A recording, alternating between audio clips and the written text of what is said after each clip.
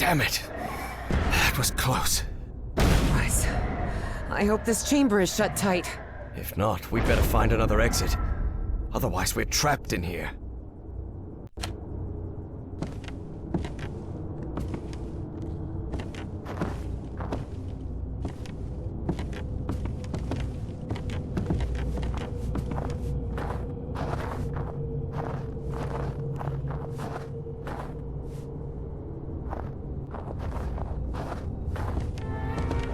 Lord Almighty.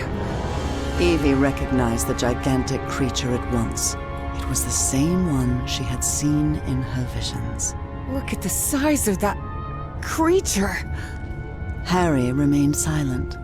He was in shock, but not because the sight of that creature bewildered him. Quite the opposite. Something about it felt disturbingly familiar.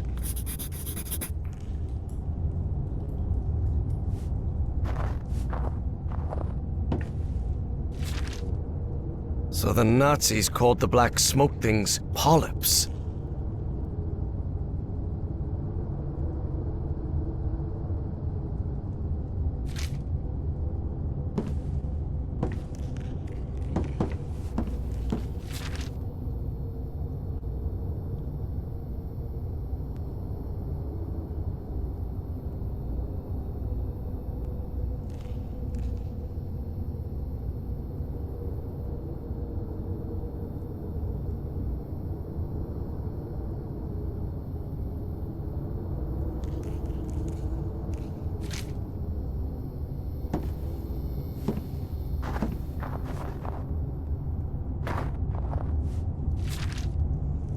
Looks like this message never got sent.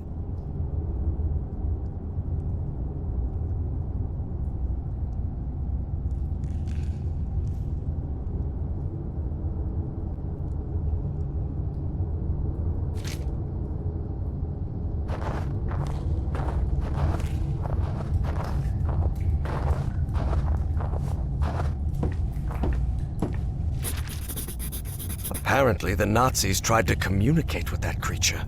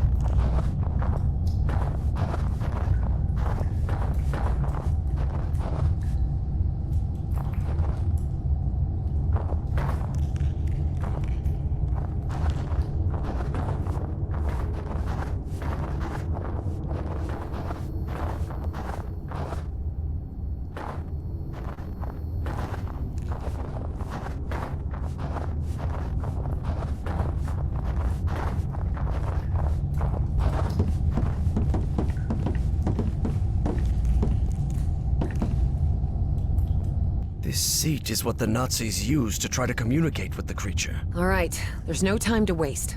Try connecting me to that machine, Professor. Evie knew perfectly well that the professor was about to rattle off a whole list of reasons why they shouldn't go through with it, but she had neither the time nor the patience to listen to them. And before you say anything, yes, Professor, we have to do it. Because we're trapped in here. And yes, Professor, it does have to be me. Because I'm the one who has dreamed of that creature. And the one who understands its language. I know you're trying to protect me, but I need you to trust me. Just this once? Before the argument had even started, Harry had to concede defeat.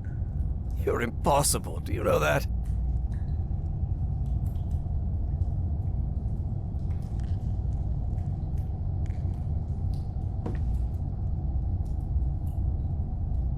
That seems to power the machine connected to the chair.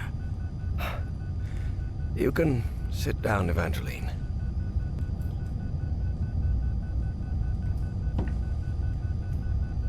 This apparatus identifies matching brainwave patterns between Evangeline And that creature...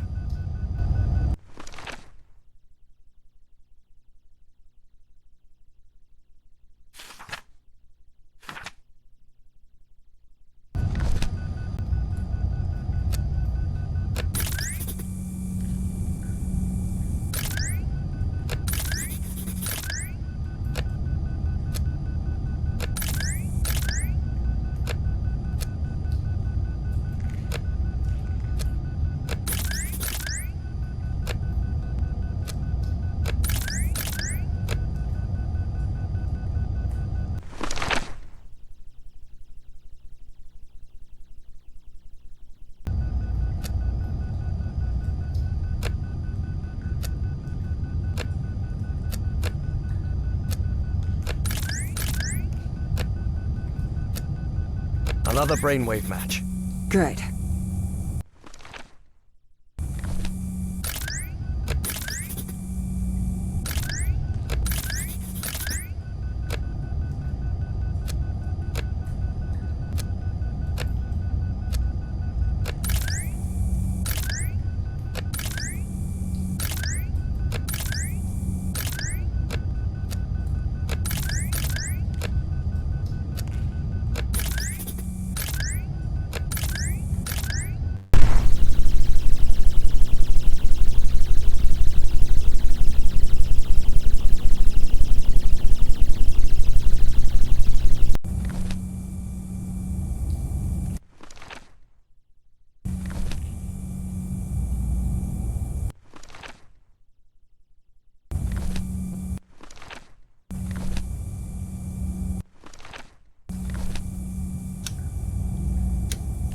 Looks like everything is set.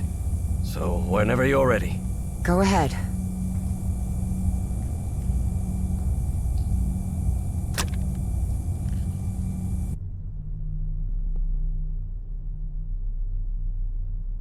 Evie found herself, in the literal blink of an eye, in a completely different place. And it would happen to her more than once that day. As she tried to figure out what was happening, a strange but familiar voice startled her. Evie. Velkonul. Na cartoon. Vekra. I have been waiting for you for millions of years, it said. Are you? I am the great engineer of Nakotis. After so much trouble, Evie was finally before the great engineer. It was her one chance to ask everything she needed to know. I need answers. What do you want from me? What do you want me to do? Everything is set. You must close the loop. Close the loop? What are you talking about? Take my ship. Travel to Nakotis, the Nakotis of your time. Stop, Bowen. My race will be saved. Why me? Why did you choose me? It wasn't me. It was Dr. West who chose you. What? But what am I supposed to do? I'm just... You can close the loop. You must close the loop.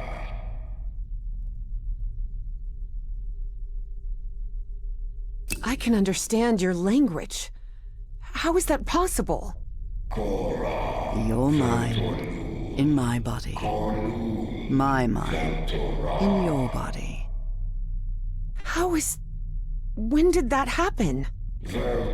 When you were in Nakotis. The Nakotis of my time. Do you want me to... Is there any way I can set you free? You will do it when you close the loop. Or maybe you did it when you closed the loop.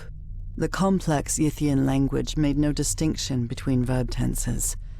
Therefore, that sentence could be understood as an instruction given in the past, present, and future alike. But how am I going to do that? Where is the Nakotis of my time? You need to remember its location. Remember. Remember it? How? Vekra ever art. Contato. Hearing that, Evie was left speechless. Follow Everhart's instructions. Evie didn't have time to ask another question, because in the blink of an eye, she found herself once again in that stone city from her dreams, millions of years in the past. Except now she knew it wasn't a dream. It was a memory. My hands! Heavens! Look at my hands! Those Yithian appendages could hardly be called hands, but that was how Evie perceived them.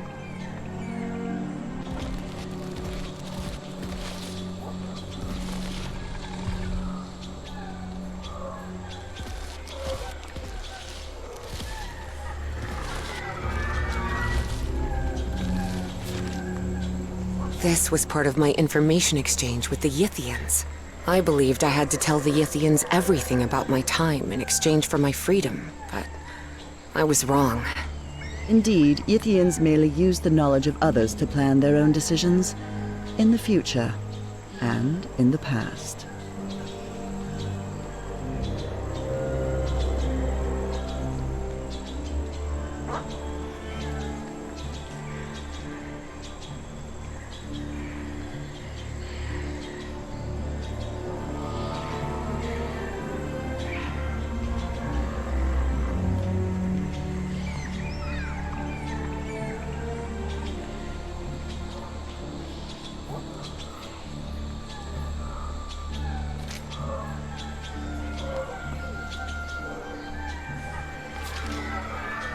Looks like I also took notes of what happened here in Nakotis.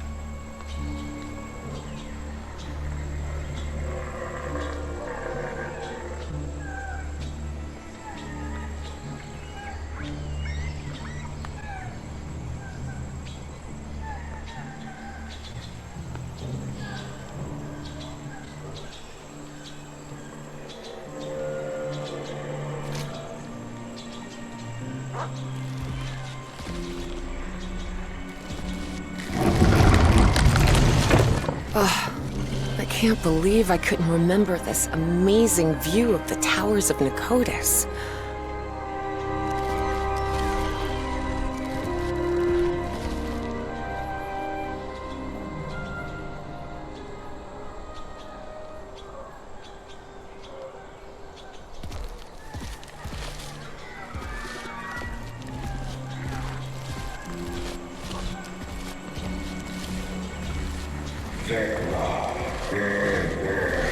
Find Everhart's notes and follow them.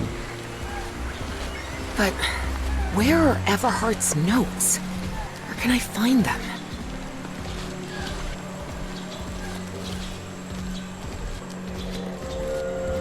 I always thought my dreams didn't take place here on Earth, but now I understand that this is how Earth used to be, millions of years ago. Specifically, when the Earth's landmass was fused into one continent, Pangaea.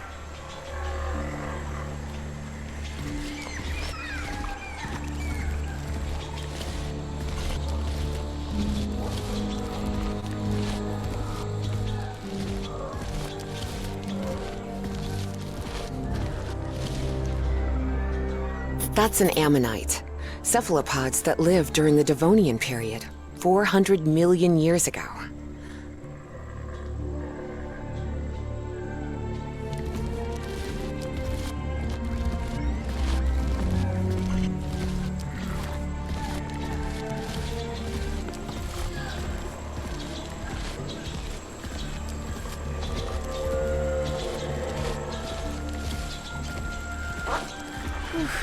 These ceilings sure are high.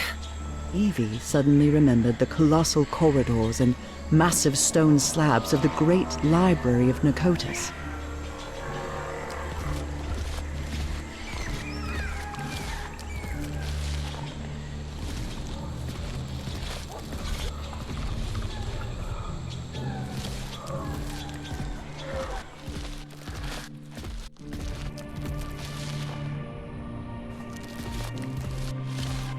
I remember this.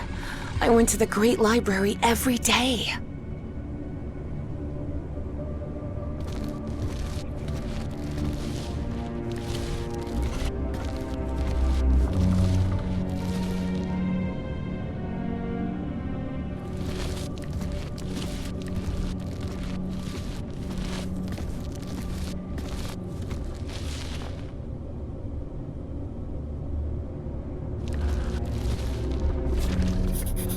I believe I've seen some of these murals around here.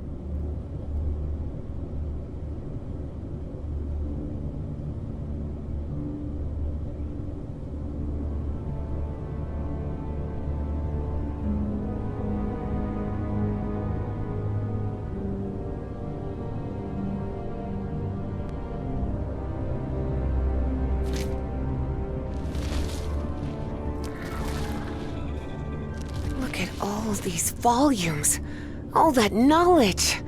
I wish I could come back here someday and read through all of these.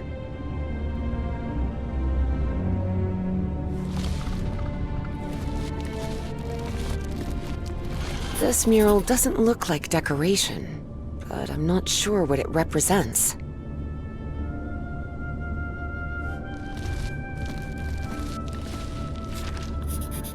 Wow. Is this some kind of time location finder? Unbelievable!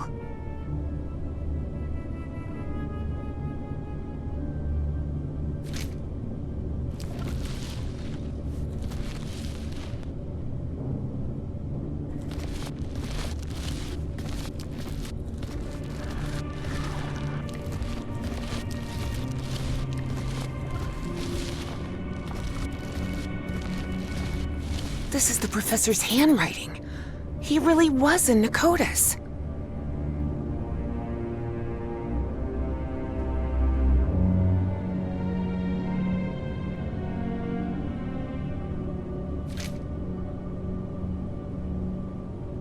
Another note from the professor.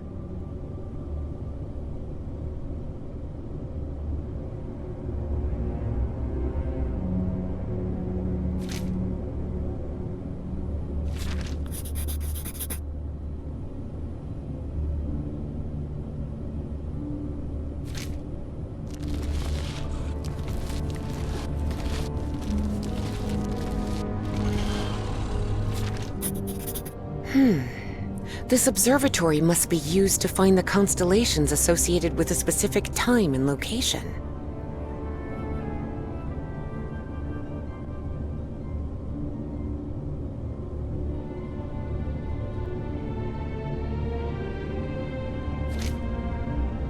This is the altar I worked in.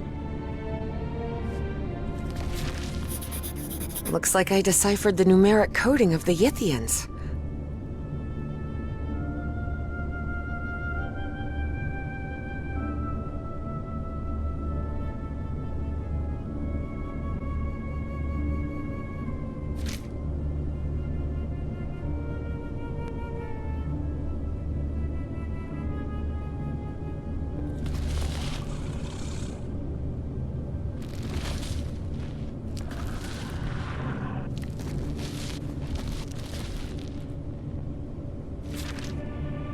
I don't understand this language.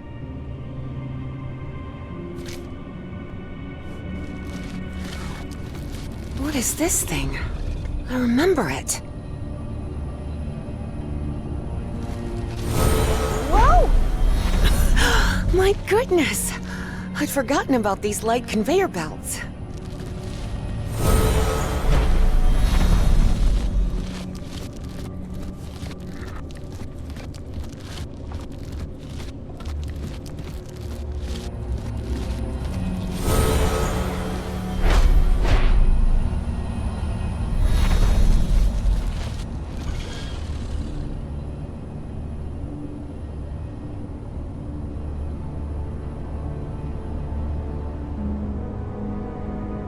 That seems to be a mammoth, late Pliocene, 2.5 million years ago.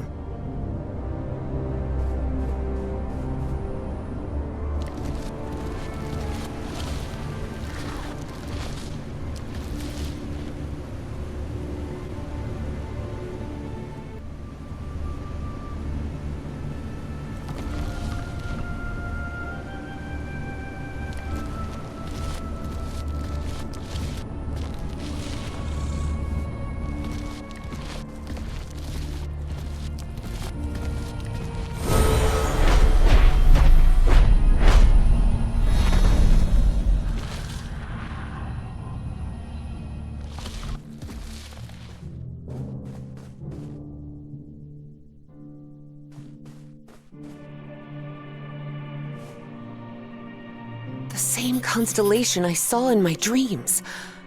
It must be important if they built this lookout for it.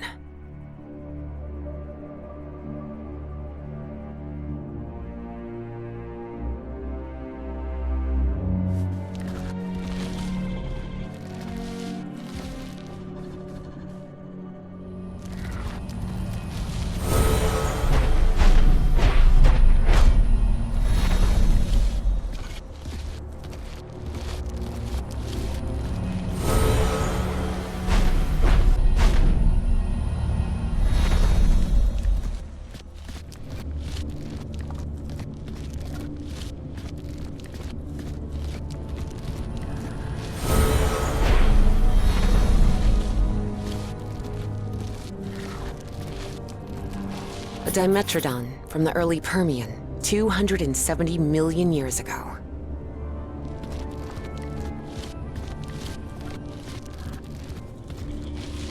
Tyrannosaurus rex, a dinosaur from the late Cretaceous period, 68 million years ago.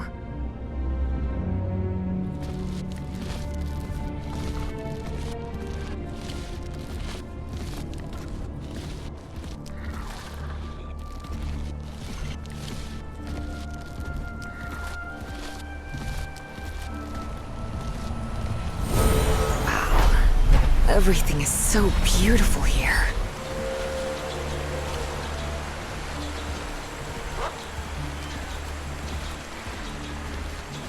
I suppose this mural refers to us, Homo sapiens. We appeared roughly 300,000 years ago, in the Middle Pleistocene.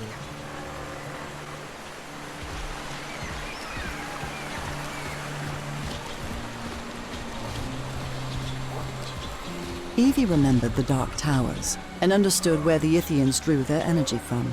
Somehow, they synthesized the black ooze and used it as fuel, but that meant that down there, confined within multiple levels of chambers and trapdoors never opened, lay the black smoke polyps.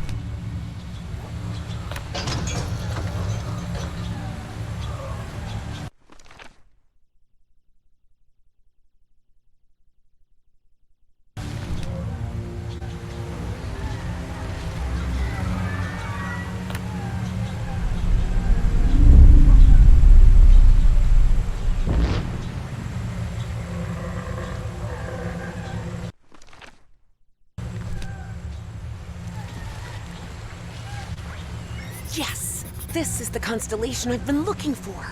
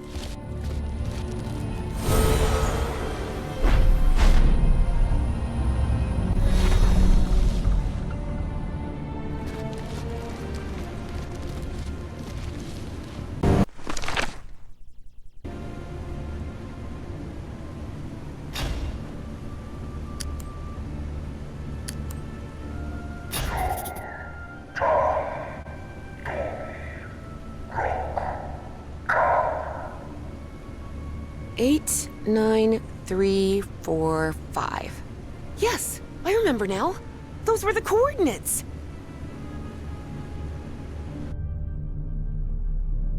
Great engineer, I know where to find the Nakotis of my time, but all I have are Yithian coordinates. And there's no way out of here. There's one of those black smoke polyps on the other side of the chamber door. Take my vessel. What? The vessel? You mean the spaceship? Evie's heart skipped a beat. Piloting a flying saucer was something straight out of a science fiction novel. But the vessel door won't open. How am I supposed to... Your mind is now fully synchronized with the Yithians. Travel to Nakotis. Stop, Bowen. Close the loop. But what about you? I can't just leave you trapped here. It is irrelevant. Close the loop. And with those final words, as Evangeline blinked, she found herself standing before Harry, back inside the Spitzbergen bunker again. Evangeline? Can you hear me? Are you all right? Yes, Professor. I'm here. I'm just a little bit dizzy. Well, did you manage to talk with that thing? What did you find out? We have to use the spaceship to get out of here. What? How? Did that creature give you a crash course in flying saucers or something? No, it's not that. But you have to trust me again, Professor. Harry realized there wasn't much of a choice. It was that or remain trapped in that chamber forever.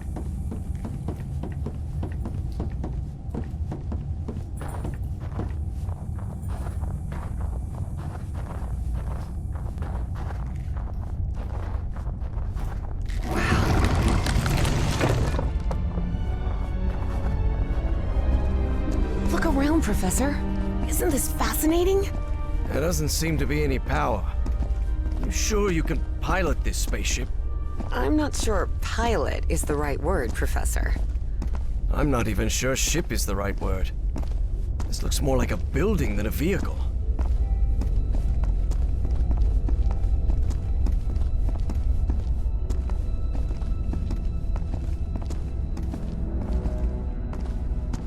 There surely has to be a starter somewhere, right?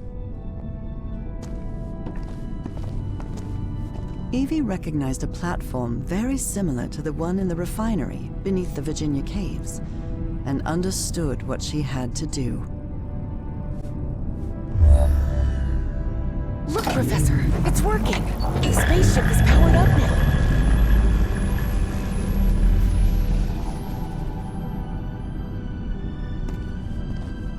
Damn it, where's the steering wheel? It probably doesn't need one.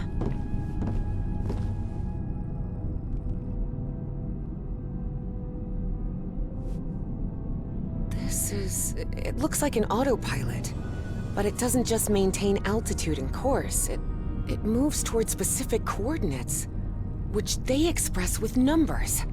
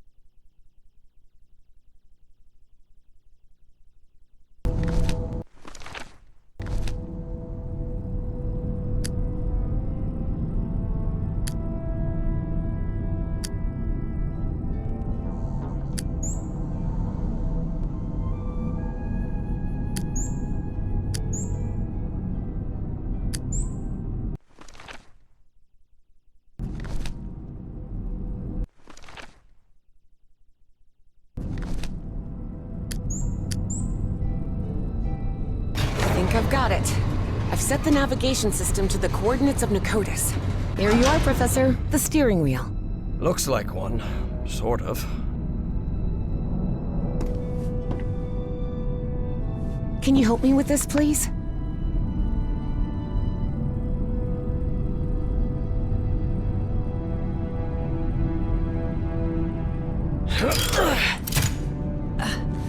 Buckle up, Professor. Whoa! Whoa! Professor, better find something to hang on to. Hey, it's moving. Look, it's breaking the ice. So where are we headed? To Nicotis, or what's left of it.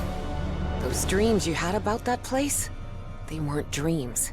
You were there, millions of years ago. Millions of years ago? What are you talking about? The great race of Yith can transfer its mind to the past, present, or future. At some point, they exchanged minds with you. Good heavens. Can you imagine what that must be like? To move freely through— I can imagine what the Nazis would have done if they'd gained that power.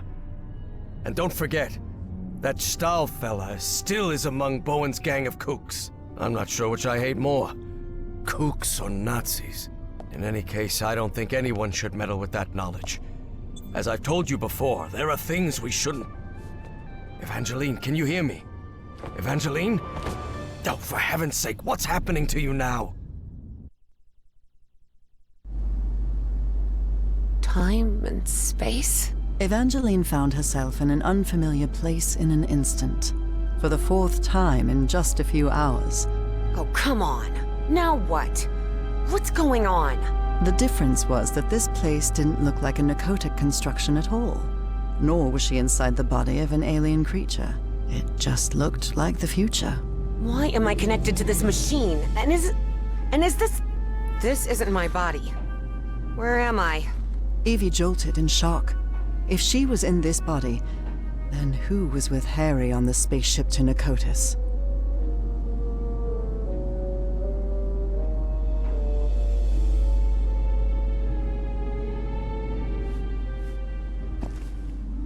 All the cables seem to lead to that room.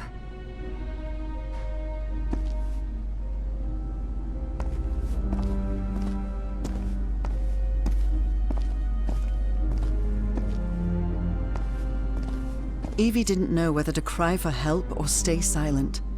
But what she saw when she opened the door left no room for doubt. Oh no. That's Caleb Bowen! So Bowen had gotten his way after all. How else could he be leading a top-secret research project for the government? And then Evie thought of something worse. What if Dr. West was none other than Caleb Bowen himself?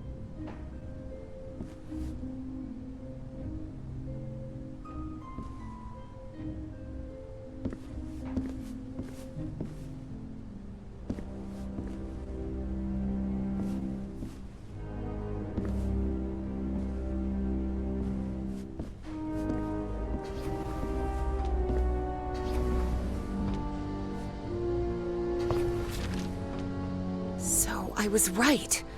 This machine is a kind of mind swapper.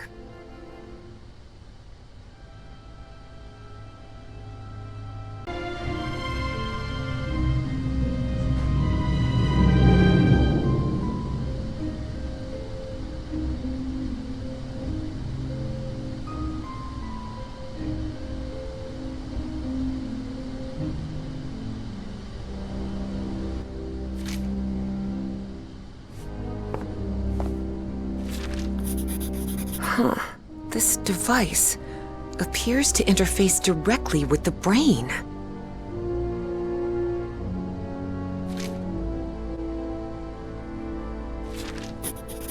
Boy, this is getting complicated.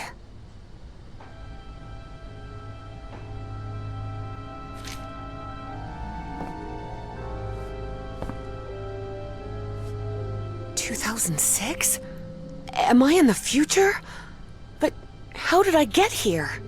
Despite her confusion, for a science fiction enthusiast like Evie, the sight was fascinating. She had already been to the Mesozoic, and now she was in the 21st century, and all within a couple of hours.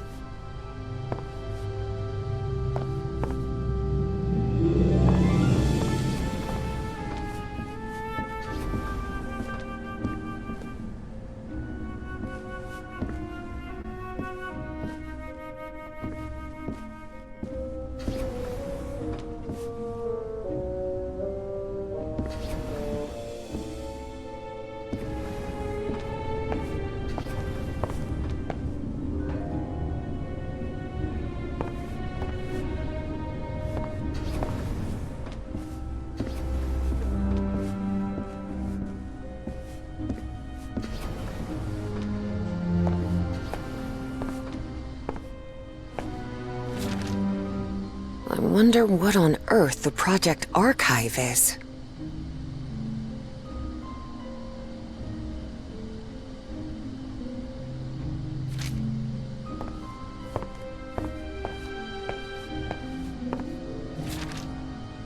A computer that connects to other computers. They must have used really advanced Yithian technology to create this.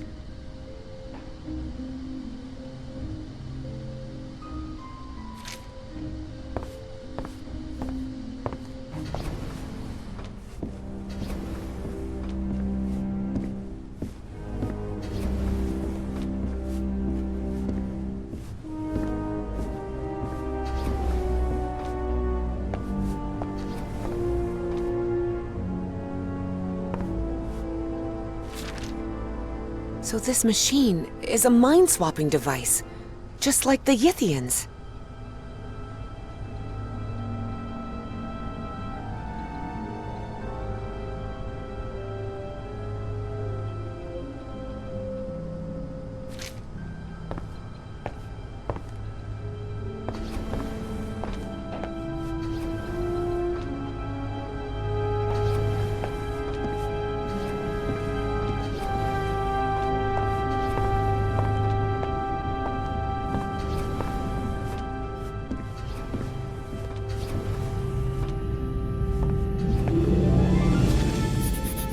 Seems like instructions for that brain device.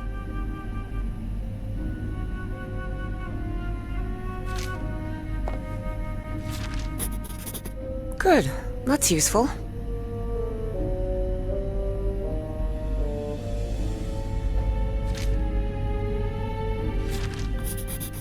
So this rule overrides another one. Interesting.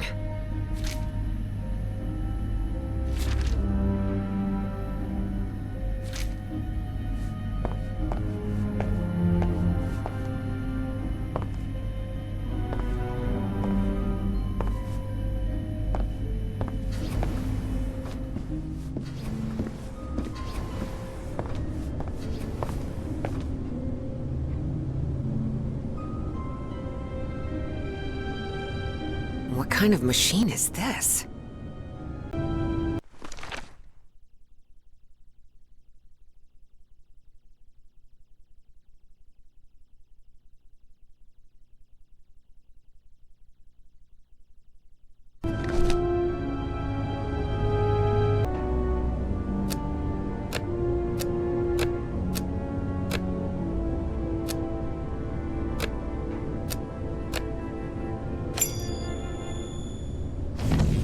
Yes, I did it! That mind-swapping device seems to be powered on again. I hope this works.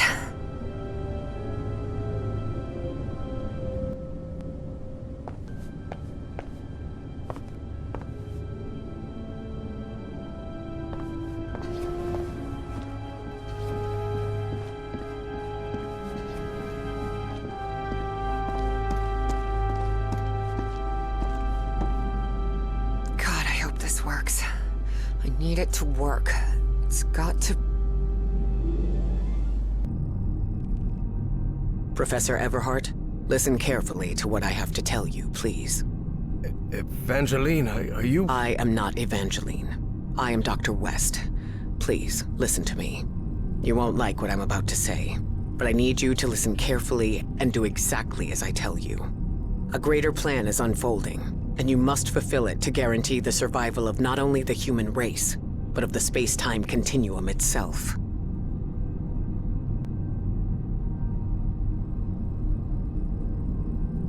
I've met kooks like you before. Do you know how people like you always end up losing their sanity and their lives? Yes, I know that. It won't be the case. Who the hell is this Dr. West? And how could he know what I was going to say? Harry thought. Listen to me, please. You will reach the ruins of Nicotis, and you will find Caleb Bowen. Don't worry, you will stop him.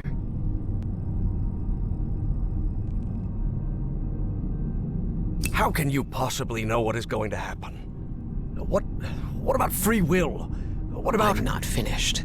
There is a price to pay for Bowen's defeat, and that is Evangeline's life. What? You can't be serious. I am. Evangeline has to sacrifice herself, Professor. It's the only way to stop Bowen and preserve the space-time continuum. No chance, Harry thought. But he couldn't help wondering, if Dr. West really did know the future, could he actually be telling the truth? Harry wasn't about to give Dr. West the satisfaction of an answer. But he knew that if West really knew the outcome, he'd have no choice when the moment arrived. You have to do the right thing, Professor Everhart. There's no more time. But remember what I said. Evangeline must sacrifice herself. Harry considered answering, but found nothing to say. Arguing with someone who could see the future was pointless. I know you will do the right thing, Professor Everhart. After all, we've been through this before. Work, damn it! I made it! I'm back! Professor, what happened? Evangeline? Are you here with me? Yes, it's me! I'm back. What happened to you? Where did you... I was in the future, I believe. But what happened here? Someone pushed me out of my own body, Professor. Who was it? Harry hesitated before answering. He knew his words might change what was about to happen. Dr. West took over your body. What? What for? What did he say? For a brief instant, Harry thought of telling Evie about the sacrifice.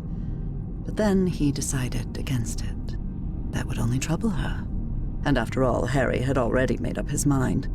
Or had he? He said we're going to stop Bowen. We're going to make it. Really? I don't know. Let's take that with a grain of salt for now. I need to tell you something. I don't know if this Dr. West can be trusted. I'm not sure, but I think he works, or worked, with Bowen. Was that true?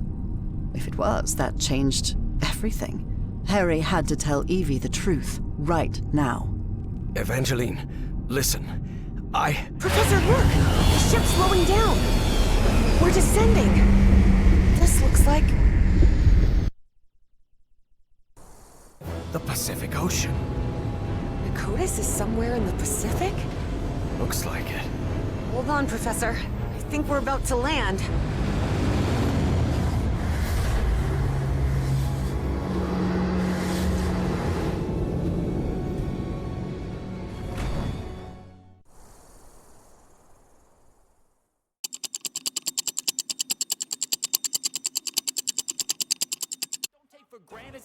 Now wake up! It's time to look at the enemy. Look in the mirror if he is no friend to me. It's not working out, maybe it's the chemistry. It's time to break up so I can make a better me. Better believe in your mind, cause it's everything. You can mold, shape,